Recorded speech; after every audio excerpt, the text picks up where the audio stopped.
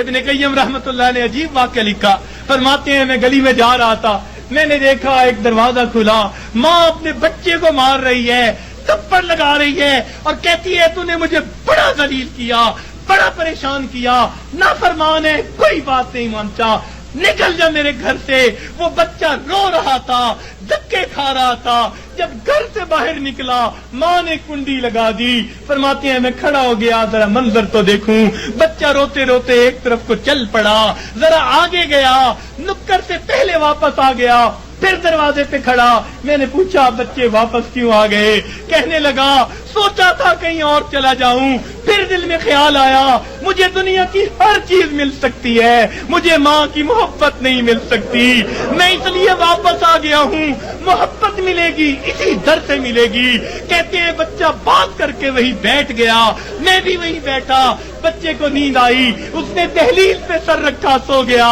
کافی دیر گزری، ماں نے کسی وجہ سے دروازہ کھولا، ضرورت کے لیے باہر جانا چاہتی تھی، بیٹے کو دیکھا دہلیز پہ سر رکھے سو رہا ہے، اٹھایا،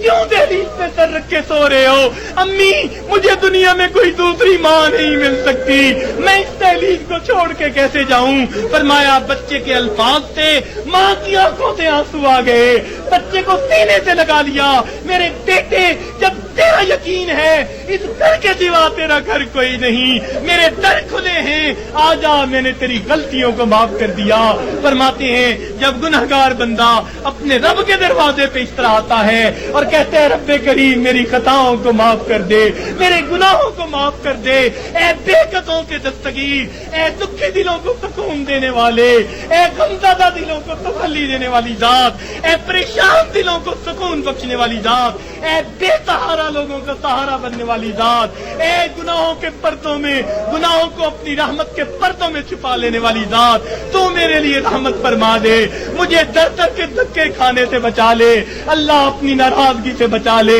میں صلح کرنے کے لیے حاضر ہو گیا ہوں، پروردگار آئندہ نیکوکاری کی زندگی عطا فرما۔ تو جب بندہ اس طرح پیش کر دیتا ہے اللہ رب العزت اس بندے کی توبہ کو قبول کر لیتے ہیں۔ اللہ تعالی ہمیں سچی توبہ کرنے کی اور توبہ کر کے یہاں سے اٹھنے کی توفیق عطا فرما دے۔ وآخر دعوانا ان الحمد للہ رب العالمین۔